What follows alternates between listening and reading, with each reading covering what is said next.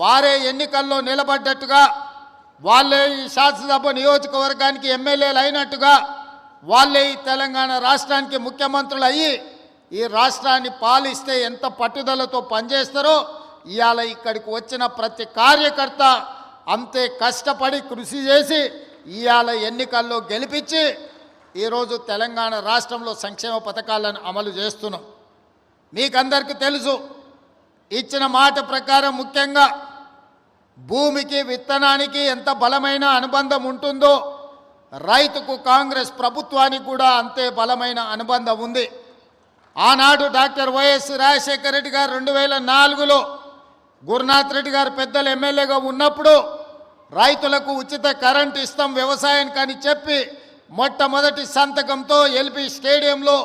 రైతులకు ఆనాడు 9 గంటల ఉచిత కరెంటు ఇవ్వడమే కాకుండా 1200 కోట్ల రూపాయలు రైతుల మీద ఉన్న విద్యుత్ బకాయిలను, అదేవిధంగా వందలాది కేసులను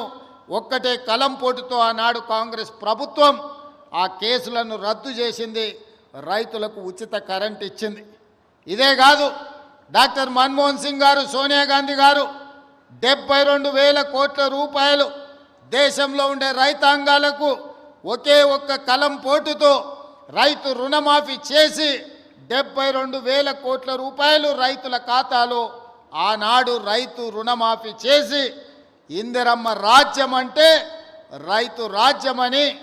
వ్యవసాయం అంటే దండుగ కాదు, వ్యవసాయం అంటే పండుగ అని ఆనాడు నిరూపించడం జరిగింది. అదే కాదు, రైతులు పండించిన పంట గిట్టుబాటు ధర ఇచ్చుకుంటూ రైతు సంక్షేమానికి అన్ని రకాలుగా సహకరిస్తూ వ్యవసాయాన్ని ఒక పండుగగా ఆనాటి ప్రభుత్వం చేసింది. అందుకే అది వారసత్వంగా తీసుకొని బాధ్యతగా భావించి మొన్న జరిగిన ఎన్నికల్లో కూడా మన పార్టీ, మన ప్రభుత్వం రైతులకు 2 లక్షల రూపాయల రుణమాఫీ చేస్తామని చెప్పి 15 ఆగస్టు నాడు ఏ విధంగా అయితే దేశానికి స్వాతంత్రం వచ్చిందో రైతులకు కూడా రుణాల నుంచి విముక్తి కలిగించి స్వేచ్ఛను ప్రసాదించి 25,50,000 మంది రైతాంగానికి 21,000 కోట్ల రూపాయలు ఈ రాష్ట్రంలో రైతు రుణమాఫీ చేసిన ప్రభుత్వం ఏదైనా ఉన్నది అంటే అది ఇందిరమ్మ రాజ్యం, ప్రజా ప్రభుత్వం. అందుకే ఈరోజు ధైర్యంగా మనం రైతుల దగ్గరికి వెళ్ళగలుగుతున్నాం. అదే కాదు, మొదటి విడత రైతు భరోసా 7,625 కోట్ల రూపాయలు రైతుల ఖాతాలో వేసి రైతులకు రైతు భరోసా కార్యక్రమాన్ని మనం అమలు చేయడం జరిగింది. ఇదే కాదు, మొదటి సంవత్సరంలో ఈ రాష్ట్రాన్ని పట్టి పీడిస్తున్న నిరుద్యోగ సమస్యను పరిష్కరించడానికి తెలంగాణ రాష్ట్ర ప్రభుత్వంలో మొదటి ఏడాదిలోనే 55,143 ప్రభుత్వ ఉద్యోగాలు ఇచ్చి ఈ రాష్ట్రంలో ఉన్న నిరుద్యోగ సమస్యను పరిష్కరించడానికి మన ప్రభుత్వం తీవ్రమైన కృషి చేసింది. ఈరోజు దేశంలోనే